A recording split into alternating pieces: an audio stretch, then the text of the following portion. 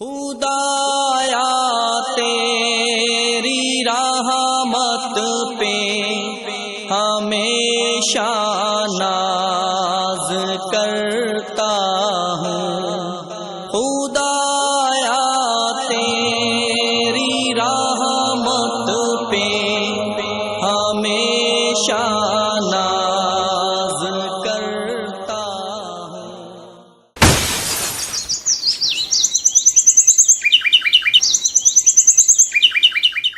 الحمد للہ رب العالمین والصلاة والسلام على سید الانبیاء والمرسلین وعلى آلہ واصحابہ اجمعین۔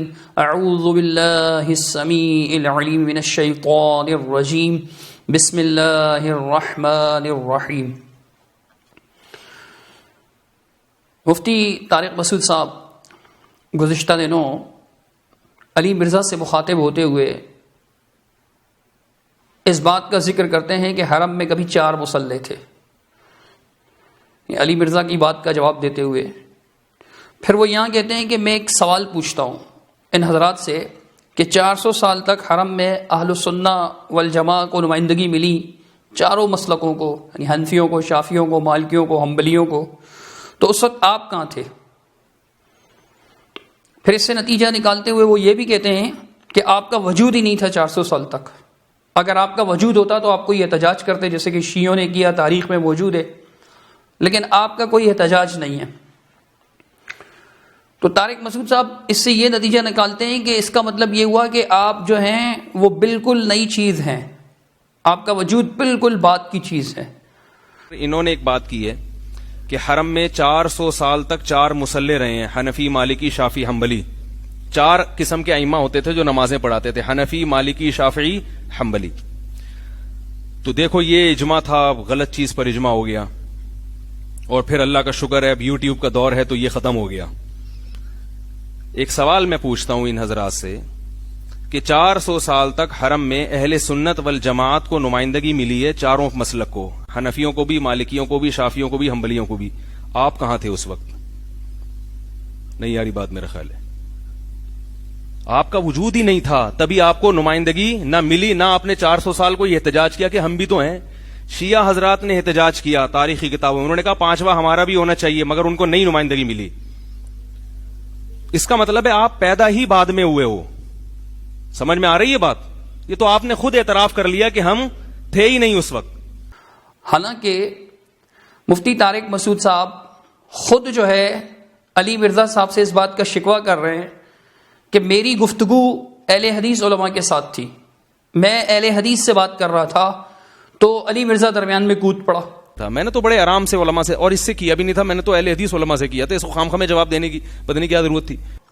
اور مسعود صاحب خود یہ کرتے ہیں کہ اکثر و بیشتر علی مرزا کے رد میں جب کبھی گفتگو کرتے ہیں تو ان کا رخ علماء اہل حدیث کی طرف پھر جاتا ہے۔ اب انہیں خود اپنی اس نصیحت کا خیال رکھنا چاہیے کہ جب وہ علی مرزا سے بات کرتے ہیں تو پھر صرف علی مرزا کو ہی سامنے رکھ کر بات کریں، اہل حدیث کو درمیان میں نہ لائیں۔ جب آپ اس بات کو پسند نہیں کرتے اپنے حق میں تو پھر دوسروں کے لیے بھی یہی اصول اپنائیے۔ دوسروں کے لیے آپ کا اصول مختلف تو نہیں ہونا چاہیے تھا، لیکن ہوتا یہی ہے۔ ہم نے دیکھا ہے کئی بار آپ علی مرزا کی تردید کر رہے ہوتے ہیں تو آپ درمیان میں اہل حدیث کو رگڑنا شروع کر دیتے ہیں، حالانکہ آپ بخوبی جانتے ہیں کہ علماء اہل حدیث علی مرزا صاحب سے براءت کا اعلان کر چکے ہیں۔ اس کی وجہ کیا ہے؟ اس کی وجہ یہ ہے کہ وہ صحابہ کا گستاخ ہے، صاف طور پر صحابہ کرام کی بدتمیزیاں کرتا ہے، اور اس کی جو ہے وہ پوری قلعی کھول چکے ہیں۔ حضرت مولانا ابو یحییٰ نور پوری حفظہ اللہ بڑی ترتیب کے ساتھ، تسلسل کے ساتھ، حوالوں کے ساتھ، دلائل کے ساتھ اس کے کلپس دکھا دکھا کر بتا چکے ہیں کہ کس طرح وہ صحابہ کرام کی شان میں گستاخی کرتا ہے۔ تو اس سے برات کا اعلان کر چکے ہیں۔ جب ہمارا اس سے کوئی تعلق ہی نہیں ہے تو ان سے گفتگو کرتے ہوئے آپ ہمیں درمیان میں نہ لایا کریں، لیکن آپ لے آتے ہیں۔ اب بہت سے ساتھیوں نے یہ کلپ بھیج کر کہا کہ جی یہ آپ دیکھیے، کہہ رہے ہیں کہ اہل حدیث کا وجود ہی نہیں تھا۔ اگر مفتی صاحب یہ سمجھتے ہیں کہ آل الحدیث کا وجود نہیں تھا، چونکہ 4 مصلے جب تھے تو 5واں نہیں تھا، یعنی آل الحدیث کا مصلہ نہیں تھا، تو بات دراصل یہ ہے کہ حرم کو 4 مصلوں میں تقسیم کر دینا، ایک امام کے پیچھے نماز پڑھنے کے بجائے واتخذوا من مقام ابراہیم مصلی کے پر عمل کرنے کے بجائے، یعنی 4 الگ الگ کونوں میں اپنی اپنی جماعت کھڑی کر دینا، اپنی اپنی دکان سجا دینا، یہ مفتی صاحب کے اس بیان سے ہی ظاہر ہے کہ یہ غلط کام ہے۔ اس غلط کام میں اگر اہل حدیث نے حصہ نہیں لیا اور اپنا حصہ نہیں مانگا تو اس کا یہ مطلب قطعاً نہیں ہے کہ اہل حدیث تھے ہی نہیں. اہل حدیث تھے، ان کے اپنے اکابر کے بیان سے یہ بات ثابت ہے. مثال کے طور پر ان کے بزرگ اشرف علی تھانوی صاحب، جن کے بارے میں یہ خود کہتے ہیں مفتی طارق مسعود صاحب کہ جس نے تھانوی صاحب کو نہیں پڑھا اس نے کچھ نہیں پڑھا. اور معلوم ایسا ہوتا ہے کہ ابھی مفتی صاحب نے ان کو پڑھا نہیں ہے، کافی کچھ پڑھنے کی ضرورت ہے انہیں. ان کی ایک کتاب ہے امداد الفتاوی، جس میں ان کے فتاوی منقول ہیں. ایک سوال کیا گیا تقلید اور ترک تقلید کے بارے میں، کافی لمبا چوڑا جواب دیا ہے تھانوی صاحب نے، کافی تفصیل بیان کی ہے اس کی. ایک مقام پر آ کر وہ یہ بھی بیان کرتے ہیں کہ کسی طرح جو ہے وہ تقلید پر مقلدین کا اتفاق ہو گیا. مقلدین نے جب اتفاق کیا تو اس وقت کیا ہوا؟ امداد الفتاوی جلد 5 پر وہ لکھتے ہیں کہ بہت لوگ اہل حدیث میں سے اس مشورت پر مصلحت کے مخالف رہے مگر کسی پر لان تان نہ کرتے تھے. یعنی جب مقلدین نے تقلید پر اتفاق کا فیصلہ کیا تو اس وقت اہل حدیث نے اس کی مخالفت کی. اب آپ کا کہنا ہے کہ جی دوسری تیسری صدی میں ہی جو ہے وہ تقلید پر اتفاق ہو چکا تھا، 4 اماموں پر اتفاق ہو چکا تھا. اگر ایسا ہے تو اہل حدیثوں نے ان کی مخالفت بھی کی. یہ بات تھانوی صاحب نقل کر رہے ہیں، اشرف علی تھانوی صاحب نقل کر رہے ہیں. تو اہل حدیثوں نے اس کی مخالفت کی تبھی کی نا جب تھے. اور یہاں اہل حدیث سے مراد محدثین نہیں ہے، تقلید نہ کرنے والے اہل حدیث ہیں، کیونکہ تقلید کی مخالفت کی. تو آپ کا یہ کہنا کہ اس وقت آپ کا وجود ہی نہیں تھا، یہ 4 مسلوں سے بہت پہلے کی کہانی ہے. یہ کہنا کہ جی آپ کا وجود بہت بعد میں آیا، یہ بالکل غلط بات ہے. چونکہ یہ 4 مسلوں سے پہلے کی کہانی ہے، دوسری تیسری صدی کی، جو تھانوی صاحب بیان کر رہے ہیں اس وقت یہ بات ہے کہ اہل حدیثوں نے مخالفت کی. الحمدللہ اہل حدیث موجود تھے. یہ ایک حوالہ ہوا. اسی طرح دوسرا حوالہ سنیں، تفسیر حقانی کے نامور مؤلف ہیں، ان کے ہاں فقیہ بھی سمجھے جاتے ہیں، متکلم بھی سمجھے جاتے ہیں، عبدالحق حقانی صاحب. ان کی ایک کتاب ہے حقانی عقائد اسلام. اس کتاب کے صفحہ 264 پر اس کتاب کا کچھ تعارف منقول ہے. وہ کیا ہے؟ لکھا ہے اس کتاب کو مسلمانوں کے ہر طبقہ میں قدر و منزلت کی نظر سے دیکھا گیا اور طبقہ علماء میں جو مقبولیت ہوئی اس کا اندازہ اس سے کیا جا سکتا ہے کہ استاذ العلماء، محدث و مفسر، بانی مدرسہ دیوبند حضرت مولانا و شیخنا محمد قاسم صاحب رحمۃ اللہ علیہ اس کتاب کی تعریف میں حسب ذیل الفاظ تعریف فرماتے ہیں. الفاظ کیا ہیں؟ کہ اردو میں یہ کتاب لاجواب ہم نے اول سے آخر تک دیکھی ہے. سچ یہ ہے کہ ایسی کتاب اس زبان میں نہ پہلے دیکھی نہ سنی. مضمون کی خوبی مصنف کے کمال کی دلیل ہے، اور کیوں نہ ہو یعرف الرجال بالمقال. یعنی اول سے آخر تک قاسم نانوتوی صاحب نے اس کتاب کو دیکھا اور اس کی تعریف بھی کی. اور یہ بھی فرمایا قاسم نانوتوی صاحب نے، جو بانی دارالعلوم دیوبند تھے، انہوں نے یہ بھی فرمایا کہ اردو زبان میں، اس زبان اردو میں لکھی ہوئی ہے، اس زبان میں اس سے پہلے ایسی کتاب نہ دیکھی نہ سنی. اب یعنی یہ صرف عبدالحق حقانی صاحب کا بیان نہیں بلکہ ان کے ساتھ قاسم نانوتوی صاحب کا بھی بیان ہے. تو یہ 3 بزرگ ہو گئے. یعنی تھانوی صاحب کے بعد قاسم نانوتوی صاحب جو بانی دارالعلوم دیوبند تھے، اور ان کے ہاں یقیناً وہ تھانوی صاحب سے بھی عظیم مقام رکھتے ہیں، اور عبدالحق حقانی صاحب وہ بھی تھانوی صاحب سے سینئر ہیں، ان سے پہلے کے ہیں، ان سے پہلے کے بزرگ ہیں، تفسیر حقانی کے مفسر. وہ بھی یہ بات بیان کرتے ہیں. انہوں نے اپنی اس کتاب کے صفحہ 3 پر لکھ رکھا ہے کہ اہل سنت شافعی، حنبلی، مالکی، حنفی ہیں، اور اہل حدیث بھی انہی میں داخل ہیں. یعنی وہ اہل حدیثوں کو کس میں داخل سمجھ رہے ہیں؟ اہل سنت میں. صفحہ 3 پر یہ بات لکھی ہوئی ہے. نانوتوی صاحب نے اول سے آخر تک اس کتاب کو دیکھا تو اس کے اندر یہ بات بھی لکھی ہوئی تھی کہ اہل حدیث کو اہل سنت میں شامل کیا گیا. اس کے باوجود بھی قاسم نانوتوی صاحب نے اس کتاب کی تعریف کی، اس کتاب کو اچھا قرار دیا. یہ 3 بزرگ ہوئے جو آل الحدیث کو آل السنہ میں شامل سمجھتے ہیں. آگے سنیے گا، مفتی اعظم ہند حضرت مفتی کفایت اللہ صاحب حنفی تھے اور جمعیت علماء ہند کے ممبر بھی تھے، علماء دیوبند سے ان کا خاص تعلق بھی تھا. ان کی کتاب ہے کفایت المفتی. اس میں کئی ایک جگہ لکھا ہے لیکن میں صرف آپ کو ایک حوالہ دوں گا. جلد 1 صفحہ 332 میں فرماتے ہیں کہ غیر مقلدین جن کے خیالات سوال میں مذکور ہیں، سوال میں کچھ خیالات بتائے گئے کہ وہ ایسا کرتے ہیں، رفع الدین کرتے ہیں، آمین کرتے ہیں، تقلید نہیں کرتے وغیرہ، تو وہ کہتے ہیں کہ جن کے خیالات سوال میں مذکور ہیں اصولاً تو اہل السنت والجماعت میں داخل ہیں، اصولاً تو اہل السنت والجماعت میں داخل ہیں۔ اگر یہ بات کی چیز ہوتے، بہت بات کی چیز ہوتے، یعنی 4 مسلح ختم ہونے کے بعد کی چیز ہوتے، تو پھر ان کو اہل السنت والجماعت میں کیسے شامل فرماتے آپ کے بزرگ؟ بعد والے تو اہل بدعت ہی ہو سکتے ہیں، اہل السنت تو نہیں ہو سکتے۔ تو یہ چوتھا حوالہ ہے آپ کے مفتی اعظم کفایت اللہ صاحب کا، جو یہ بات بیان فرما رہے ہیں کہ اہل السنت جو ہیں وہ اہل الحدیث میں داخل ہیں۔ پورا فتویٰ ہم اسکین لگا رہے ہیں، آپ خود پڑھ لیجئے گا۔ آگے 5واں حوالہ، ان کے ایک اور بزرگ جو شیخ القرآن کہلائے جاتے ہیں اور امام الاولیاء بھی ان کو کہا جاتا ہے، احمد علی لاہوری صاحب، ان کی ملفوظات پر مبنی ایک کتاب شائع ہوئی، ملفوظات طیبات، اس کے صفحہ 115 پر لکھتے ہیں کہ میں قادری اور حنفی ہوں، اور اہل حدیث نہ قادری ہیں نہ حنفی، مگر وہ ہماری مسجد میں 40 سال سے نماز پڑھ رہے ہیں اور میں ان کو حق سمجھتا ہوں، اور میں ان کو حق سمجھتا ہوں۔ اگر اہل حدیث کوئی نیا فرقہ ہوتا، بالکل بعد میں وجود میں آنے والا ہوتا، تو پھر وہ حق پر نہ ہوتے۔ لیکن احمد علی لاہوری صاحب کہہ رہے ہیں کہ میں حنفی اور قادری ہوں، میں اہل حدیث تو نہیں ہوں، لیکن میں اہل حدیث کو حق پر سمجھتا ہوں، حالانکہ نہ وہ قادری ہیں نہ وہ حنفی ہیں، اس کے باوجود میں ان کو حق پر سمجھتا ہوں۔ نیا فرقہ حق پر ہو سکتا ہے؟ نہیں، اہل السنت والجماعت میں داخل ہے۔ اور چھٹا اور آخری حوالہ آپ کو دیں گے، نصف درجن پورے ہو جائیں گے اس حوالے کے ساتھ ہی، جن کے محراب و ممبر کو آج کل مفتی طارق مسعود صاحب رونق بخشے ہوئے ہیں، اور وہ ہیں ان کے استاذ جنہیں ان کے ہاں فقیہ العصر کہا جاتا ہے اور مفتی اعظم بھی لکھا جاتا ہے، رشید احمد لدھیانوی صاحب۔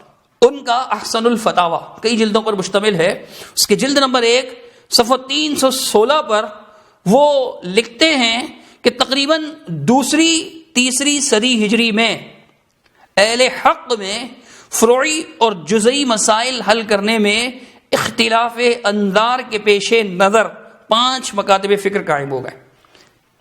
یعنی جزئی مسائل کے حل کرنے میں اہل حق کے ہاں، اہل باطل کے ہاں نہیں، اہل حق کے ہاں اختلاف اندار یعنی مختلف نظریات ہونے کی وجہ سے 5 مکتب فکر قائم ہو گئے۔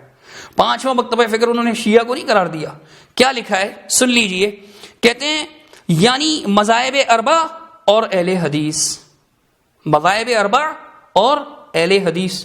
تو مفتی صاحب کا یہ کہنا کہ پھر آگے یہ بھی لکھتے ہیں کہ اس زمانے سے لے کر آج تک انہی 5 طریقوں میں حق کو منحصر سمجھا جاتا رہا ہے۔ اب مفتی صاحب کا یہ کہنا ہے کہ جی آپ بہت بات کی چیزیں اہل حدیثوں کی طرف اشارہ کرنا، یہ ان کا اشارہ غلط ہے۔ ان کے اپنے بزرگ تسلیم کرتے ہیں کہ ہمیشہ سے اہل الحدیث کا وجود رہا ہے۔ یہ بات تھانوی صاحب نے بھی نقل کی، بلکہ تھانوی صاحب نے تذکرۃ الرشید میں ان کا خط منقول ہے جو انہوں نے رشید احمد گنگوئی صاحب کو لکھا تھا، اس خط کے اندر بھی اس بات کو بیان کیا۔ چنانچہ اس کی جلد اول صفحہ 131، خط تو 129 سے شروع ہوتا ہے لیکن 131 پر آ کر وہ لکھتے ہیں کہ اگرچہ اس امر پر اجماع نقل کیا گیا ہے کہ مذاہب اربع کو چھوڑ کر مذہب خامس مستحدث کرنا جائز نہیں ہے، یعنی 5واں مذہب بنانا، ایجاد کرنا، نکالنا یہ جائز نہیں ہے، یعنی جو مسئلہ 4 مذہبوں کے خلاف ہو اس پر عمل جائز نہیں، کہ حق دائر و منحصر ان 4 میں ہے۔ یہ بات نقل کر کے کہتے ہیں کہ اس پر اگرچہ اجماع نقل کیا گیا لیکن آگے لکھا ہوا ہے کہ مگر اس پر بھی کوئی دلیل نہیں، مگر اس پر بھی کوئی دلیل نہیں، کیونکہ اہل ظاہر ہر زمانہ میں رہے، اہل ظاہر ہر زمانہ میں رہے، اور یہ بھی نہیں کہ سب اہل ہوا ہی ہوں، وہ اس اتفاق سے علیحدہ رہے۔ پھر لکھتے ہیں دوسرے اگر اجماع ثابت ہو بھی جائے مگر تقلید شخصی پر تو کبھی اجماع بھی نہیں ہوا۔ اب وہ کہہ رہے ہیں اہل ظاہر ہمیشہ سے موجود رہے، یعنی تقلید نہ کرنے والوں کو اہل الظاہر بھی کہا جاتا ہے، جو تقلید نہیں کرتے تھے، کسی کی تقلید نہیں کرتے تھے۔ تھانوی صاحب کہتے ہیں وہ تو ہمیشہ سے رہے، وہ تو ہمیشہ سے رہے۔ اب مفتی طارق مسعود صاحب کا یہ فرمانا ہے کہ جی تم بہت بات کی چیز ہو، ان کی یہ بات درست نہیں ہے۔ آگے مفتی صاحب اپنے اس بیان میں یہ بھی فرماتے ہیں کہ 4 مصلے اگر حرم میں تھے تو غلط ہوا، اس کی کیا دلیل ہے کہ علماء نے احتجاج نہیں کیا؟ 4 مصلے اگر حرم میں ہیں یہ غلط ہوا ہے تو اس کی کیا دلیل ہے کہ اس غلط پر اس وقت احتجاج نہیں کیا علماء نے؟ اچھا مفتی صاحب، آپ کہتے ہیں کہ جی علماء نے احتجاج کیا، اس کی کیا دلیل ہے کہ نہیں کیا علماء نے احتجاج؟ دلیل تو آپ کو دینی چاہیے کہ جی فلاں فلاں علماء نے احتجاج کیا. عجیب بات ہے کہ علماء احتجاج بھی کرتے رہے، 400 سال تک یہ غلطی قائم رہی. اگر علماء احتجاج کرنے والے ہوتے تو یہ 4 مسلک والے کسی ایک امام کے پیچھے نماز کیوں نہیں پڑھتے تھے 400 سال تک؟ یہ تو پھر جب اللہ تعالیٰ نے آل سعود کو اقتدار عطا فرمایا، غلبہ عطا فرمایا، تو انہوں نے یہ 4 مصلے اٹھا کر ایک طرف کر دی اور کہا کہ بھئی سب ایک امام کے پیچھے نماز پڑھو. 400 سال تک یہ مقلدین تو نہیں مانے نا، اس ضد پر ڈٹے رہے، اس غلطی پر ڈٹے رہے، جیسے آپ بھی غلطی سمجھتے ہیں، اس غلطی پر ڈٹے رہے. تو اس سے یہ بات واضح ہو جاتی ہے کہ سینکڑوں سال تک بھی علماء کے درمیان کوئی مسئلہ رائج ہو، ان چاروں مذہب کے اتفاق کے ساتھ بھی رائج ہو، تو اس بات کی دلیل نہیں ہے کہ وہ حق ہے، وہ درست ہے. وہ غلط بھی ہو سکتا ہے، جیسے کعبے میں ان کا 4 مصلے ڈالنا غلط تھا اور وہ 400 سال تک قائم رہا. 400 سال تک یہ مقلدین اپنی ضد پر اڑے رہے. اگر آل سعود یعنی اس غلطی کو ہٹانے کی کوشش نہ کرتے تو شاید آج بھی یہ نہ مانتے اور بڑے فخر سے کہتے کہ جی ہمارے حق ہونے کے لیے یہی کافی ہے کہ ہمارے جو ہے نا وہ 4 مصلے جو ہے وہ قائم ہے، ہمارا مصلی بھی وہاں موجود ہے. یہ ڈرے رہتے اسی پر. بہرحال ہم یہی عرض کرنا چاہتے ہیں کہ 400 سال تک غلطی پر ڈٹے رہنا، اس سے عوام کو سمجھ لینا چاہیے کہ چاروں مسلک کے علماء کا کسی مسئلے پر اتفاق حق ہونے کی دلیل نہیں ہے. یہ 400 سال تک اس مسئلے پر اتفاق کیے رہے، اس کے باوجود بھی یہ مسئلہ غلط تھا، باطل تھا، قابل اصلاح تھا اور الحمدللہ اصلاح ہوئی. پھر آگے مفتی صاحب یہ کہتے ہیں اپنے بیان میں کہ جی حرمین کے علماء کی تحریریں میں نے خود اپنی آنکھوں سے پڑھی ہیں کہ ہم فقہ حنبلی کو فالو کرتے ہیں. تو ہم ان سے یہ عرض کریں گے کہ تحریریں تو ہم نے بھی کافی پڑھی ہیں، لیکن آج آپ کو سابق مفتی اعظم سعودیہ عربیہ کا بیان سناتے ہیں کہ جو ارض حرمین کے مفتی اعظم تھے، آج تک ان کے فتاوی یعنی ان کی ریکارڈنگز بھی موجود ہیں، بیان بھی ہوتے ہیں، لکھے بھی جاتے ہیں، آج تک ان کے فتاوی الحمدللہ رائج ہیں. سنیے، جب ان سے یہ پوچھا گیا کہ کیا آپ مذہب حنبلی کو فالو کرتے ہیں تو انہوں نے کیا جواب دیا؟ سماحة الشيخ، يعتقد البعض أنكم تقفون عند مذهب معين، هل تتفضلون بقول كلمة في هذا المقام؟ الفتاوى الصادرة مني لا أقف فيها ولا أعتمد فيها على مذهب أحد، لا أحمد ولا غيره، إنما عمدتنا في ذلك تحري ما قاله الله ورسوله، سواء كان في مذهب أحمد أو مذهب الشافعي أو مالك أو أبي حنيفة أو الظاهرية أو بعض السلف المتقدمين. المقصود تحري ما دل عليه الكتاب والسنة، هذا هو اللي نعتمد عليه، لا نعتمد على مذهب أحمد ولا على غيره، إنما نعتمد على ما قاله الله ورسوله وما دل عليه الكتاب والسنة في الأحكام، لأن هذا هو الواجب على كل طالب علم. نعم. جزاكم الله خيرا، جزاكم الله خيرا. نسأل الله للجميع التوفيق والهداية. نعم. اللهم آمين.